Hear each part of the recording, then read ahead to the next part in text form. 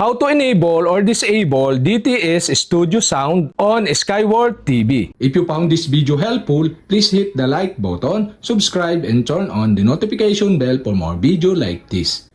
On your remote, press the gear icon button, and on your screen, go to gear icon on the upper right side on your screen or go to settings. Here in settings, go to display and sound. In display and sound, go to sound. Here in sound, you can see here the DTS Studio Sound. To enable the DTS Studio Sound, go to this and you can see here the enable switch button. You can enable the switch button here and the pop-up show. This operation will turn off the auto volume control. Do you want to continue? Okay, select yes to continue or enable the DTS Studio Sound. If this enabled, you can also enable the surround and the true volume.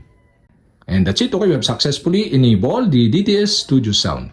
So if you want to disable again, switch off the switch button on the right side of this enable to disable the DTS Studio Sound on my SKYWORTH TV. If this helpful, like, subscribe, and see you for my next video.